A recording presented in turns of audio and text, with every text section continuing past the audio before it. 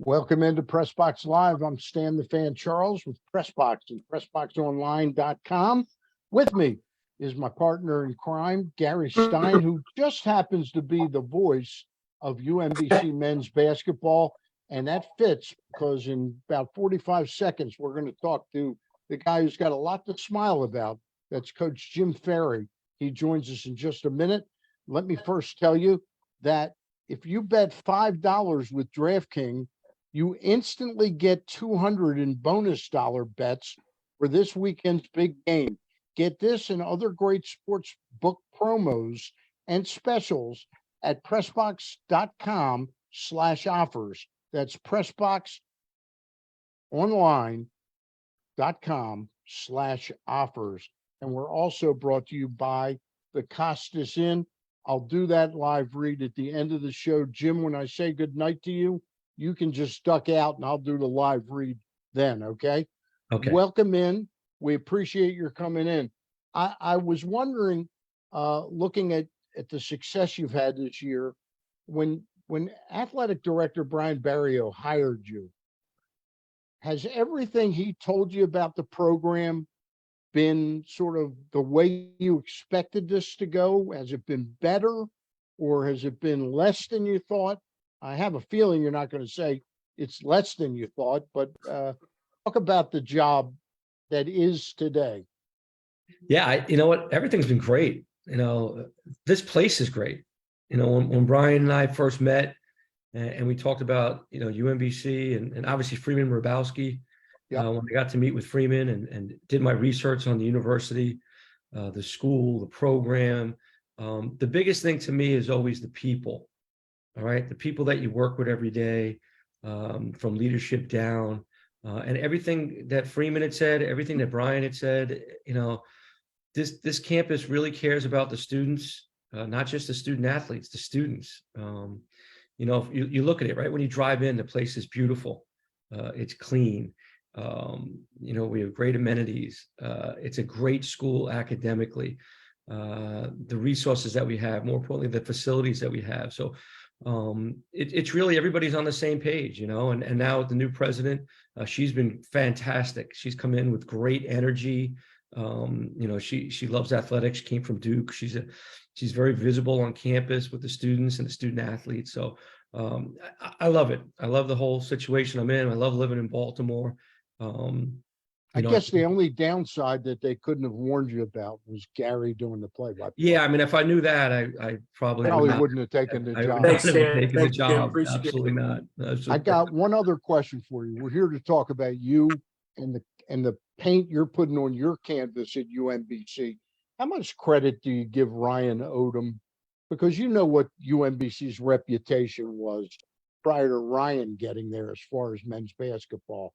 How much credit do you give him for building it to the point that you have a building block to leap up from?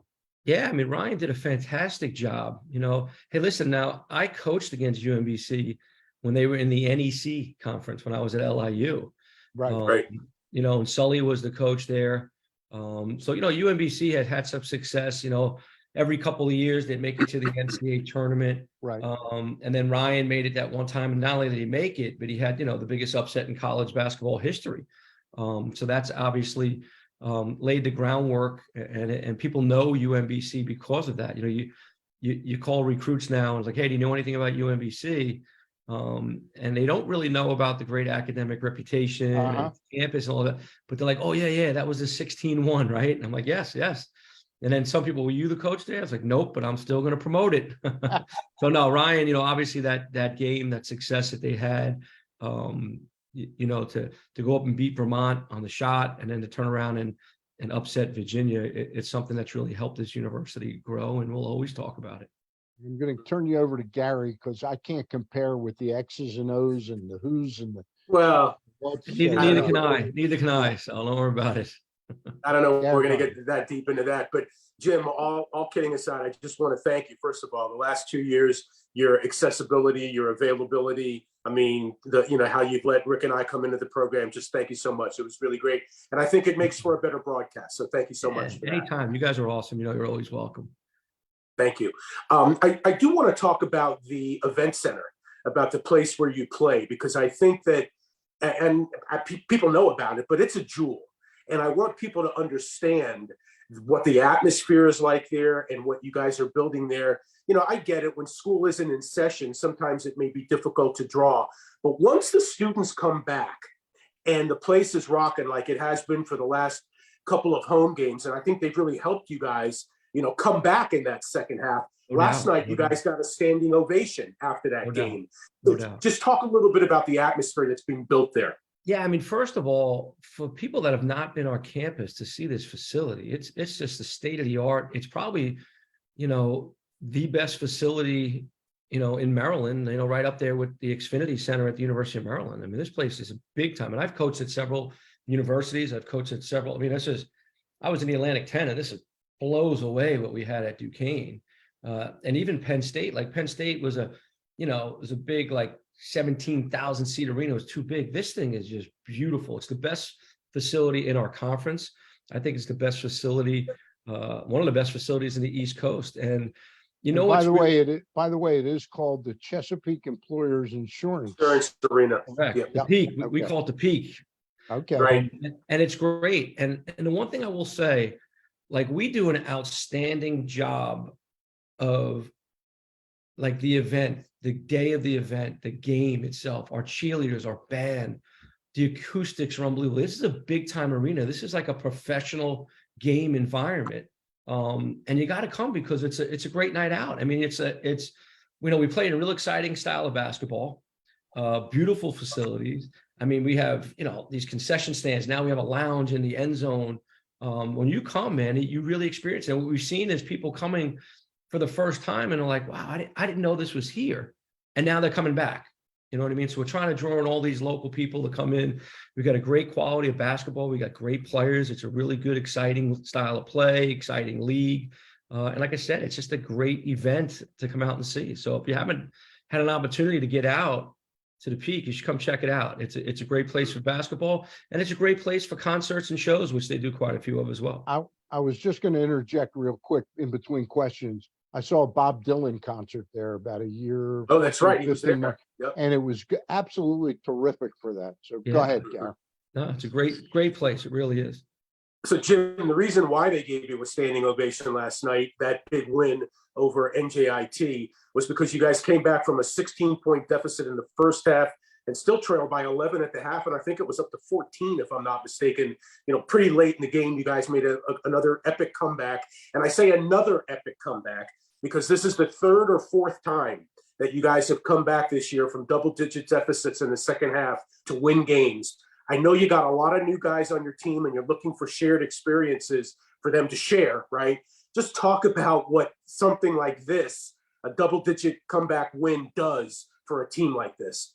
Yeah, well, to be quite honest, I'd rather we not have to do this anymore. I'd rather play for the lead.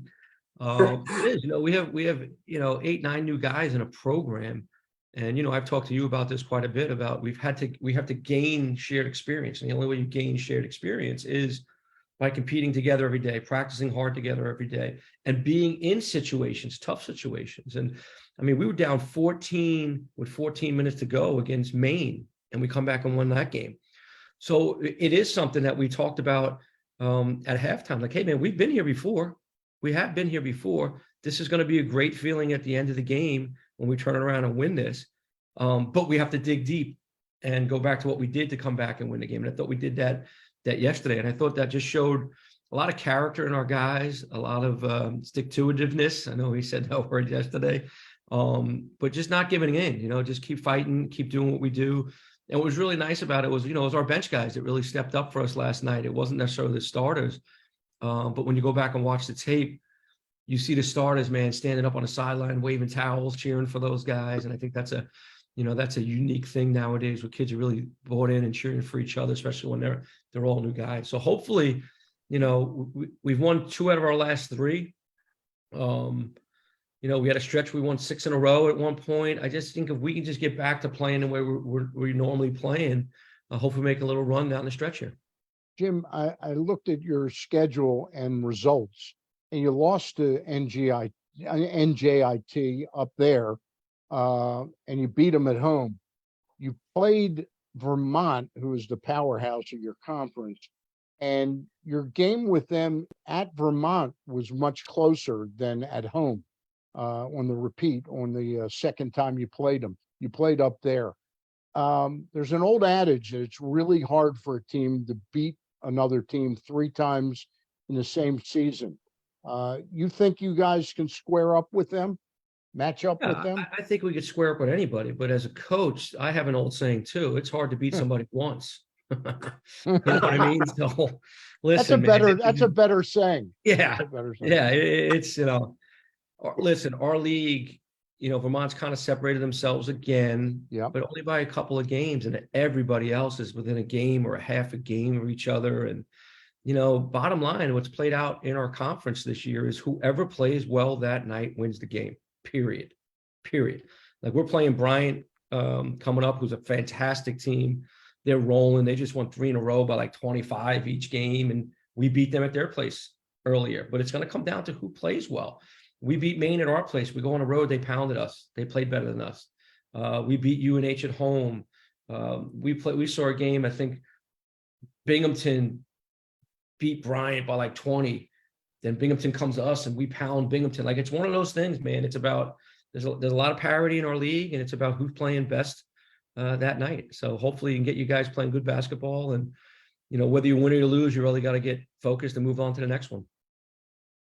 This game on Saturday against Bryant. Tell me what's in store for that game for the fans that come to that game at 1:00 at the Chesapeake Employers Insurance Arena. Yeah, it's going to be probably one of the most highest octane basketball games in college basketball. You got both teams that are high-paced teams. I mean, Bryant, the last time we did play them, they were number 1 in pace. I think they're number 6 in pace in the country.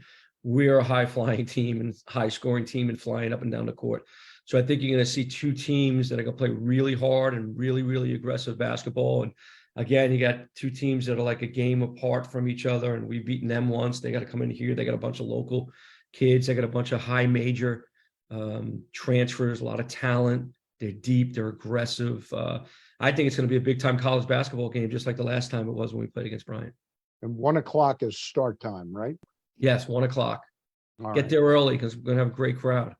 All right, Gary. Yeah, and actually, Jim, I found out today that it's that UMBC is celebrating the 15th anniversary of the 08 team that went to the NCAA tournament and played Georgetown. So there'll be a lot of history there in that building on Saturday afternoon. Yeah, we're looking forward to having a lot of guys back. That's always great. Not only you get the 08 team back, but you get some more basketball alums to come back as well. And, one of the things that people don't understand earlier, I think you touched on it, is we have a really long break. It's an abnormal break from right before Christmas. We didn't bring guys back till January 30th. So our students are finally getting back, and we only have a couple of home games when our students are back. You've got one more after this Bryant One more game after Saturday. this. So they really came out for the Binghamton game and packed the place. They showed out last night, and we're hoping everybody comes back again for this one Saturday. Because it's a connector for the campus. It's a connector for the students.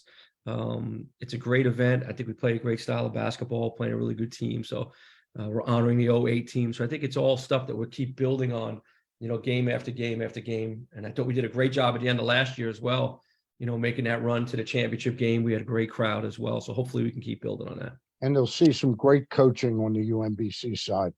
Yeah, my assistants will do it. My assistants will do a hell of a job, I'll tell you that. Pat Kennedy, and I know I'm interrupting Gary. Pat Kennedy used to, one of his ways to open a speech about his team for this coming season, he'd say, our team, we don't play defense that well. We don't rebound really that well, and we can't really shoot. But man, are we the best coached team in the division? Yeah, well, believe me, I won't be saying that. I'll tell you that. Stan, ironically, Pat Kennedy's nephew, Brian Kennedy, is the head coach at NJIT, and he was here yesterday playing against UMBC. So that's yeah. great. That's a hey, great... Jim, I wanted to touch on what you just mentioned a moment ago, and that's a lot of these 4th year and 5th year grad transfers that have come into the America East Conference from major schools, Power 5 schools, and in my opinion, have really upped the level of play. You guys have taken advantage of that as well. You've got some highly touted transfers. Talk a little bit about the landscape of college basketball for a minute And that specifically is a higher level of player perhaps coming down and increasing the level of play on some of the mid-major campuses. Yeah, I think I'm a little torn on it. I think there is some of that. We're getting some higher level players that are coming down, maybe bringing the level up. I don't necessarily know if the quality of play is as consistent because everybody's got new guys. Like, I think one of the reasons that there's been such a difference of home and away is we have 8 new guys. UNH has a brand new team. Right? Binghamton also, yeah. Binghamton's got an all new team. The team that has the most guys back has been Lowell. And I picked them as one of the top teams in our league because they had the most guys back. And they've got 20 wins already. They're, game out of first, whatever it is. Vermont has that winning tradition, and they still had a lot of guys back from that championship team last year. So I think when you look at it, the team that's had the most people back have kind of been at the top. And yes, there's times that there's like, wow, there's a lot of talent in the league, but it is a drastic change from home and away this year. And I think part of that is you just don't know each other as much. Even though it's in February right now, you haven't had that growth together from year 1, 2, and 3, where guys are really playing together for 3 years. So I'm a little torn on it. There is good, there's bad, but ultimately it is what it is. I think we've been really fortunate to bring in great people in our program. My staff did a fantastic job. We focused on guys that came from winning programs and guys that are quality students, already had their degrees. So we're able to bring in such quality people that we're able to blend together a little bit quickly. But it's different, and it's different for each team. So I think we'll see how it goes over the next couple of years. Jim, before we let you go, you've got the game on Saturday against Bryant. Then you have University of Albany, at New Hampshire. Then you're home on the 22nd against UMass Lowell before closing out the regular season at Binghamton. UMass Lowell, that game. There, you said you just talked about them, a 20-win season. That's not an easy game for you at home. None of these are easy, Stan. No. With you, man. None of them are easy, and I'm glad you shared that with me because I had no idea who will win. I look at the one that's right in front of me, man. That's all you can do. But Lowell's had a fantastic season. I knew they would. They had a lot of guys back from last year's team that was very good. We went up there and lost a close game at their place. But heck, I mean, what'd you say? We're 4 games away from playing them, with 3 games. So yeah. Whatever, we'll deal with that we'll deal with that when we get to it. I'm worried about my team's practice tomorrow, making sure we practice hard, and Bryant. That's it. And then we'll deal with the rest of the stuff when it comes in front of us. Who do you like in the Super Bowl?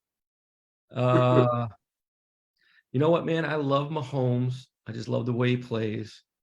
Jalen Hurts, the story is awesome. Awesome. I'm a New York guy. So I don't want to root for the Eagles, but I kind of like the story with Jalen Hurts. So I'm just looking for a good game, a good competitive game. That's all we want. Gary, one more from you, and then we'll let Coach get out of here. He's got to prepare for that practice tomorrow. Too. But Jim, I got to tell you, I'm looking forward to that Saturday game against Bryant. I mean, you touched on it earlier. You guys are 2 of the best offensive teams in the conference. Last time you played Bryant, and I know you know this, you guys play so fast, and they play so fast. There was not one whistle called in the first 8 minutes and 31 seconds of that game. That was frenetic pace, back and forth, no fouls, no turnovers, no whistles, nothing but play. Jim, I got to tell you, I don't think I've ever seen anything like that before. And we're in for that treat again on Saturday. Well, let me tell you a quick story before we go. So, again, I've been coaching for 30 years or whatever it is, been a head coach for over 20-something years, right? I'd never seen that. Okay. So listen, it was crazy. Up and down, no timeouts. Both teams are flying all over the place. Finally, there's a foul. So there's a foul. It goes to the media timeout. Then the referee, Gary Stein, who's an official, him and I he's been an official forever. I've been a coach forever. We've known each other forever. He comes up to me and goes, "Hey, Jim, after the first free throw, we're taking another media timeout." I'm like, "What are you talking about?" So I never experienced. He goes, "Yeah." He goes, "It's so rare." He goes, "But that's the rule." I'm like, I had no idea. I got no clue, but you're the ref. You say it's the rules, the rule. So we had a media timeout. We came out, the kid shot one free throw. We took another media timeout because we had skipped 2 of them in this sequence of us getting up and down the court. It was insane. Jim, I'll So, tell Right. you, I'll tell you a Catch real up. funny story. I was a ball boy for the Bullets in 1965. I was 13 years old. And the first night they said, okay, go over. They called me over. They said, you got to go over and tell the coach he's got to get his media timeout. I had never heard of a media timeout in 1965. And I go up to him. I'm scared to death. I think it was Alex Hannum. And I said, Mr. Hannum, Coach Hannum, they told me to tell you. And he goes, he just motioned to me, and a minute later, there was a timeout. But that's great story, Jim. I'm going to try and get out there Saturday. yeah, you should come out, man. It's thing. gonna be a I don't great It'll be a miss great this game. Hey, we really appreciate your time and continued good luck down there at UMBC. All right. It's my Stan, alma mater. Gary, thank you very much, guys. You guys are awesome. Anytime. Appreciate it. All right. Thank- All right. Thanks, Thank you. Jim. Talk All soon. right. Gary, before I let you go, Yep. who you like in the Super Bowl? Yeah. This is a close one. And you and I always talk about this. Not that I'm a betting man, and I'm not going to bet on it. And I know, who knows, whatever. But I can't go against Mahomes. So in other words, if you take Mahomes every time, you're going to win 82% of the time, right? Mhm. I'm going to go with that.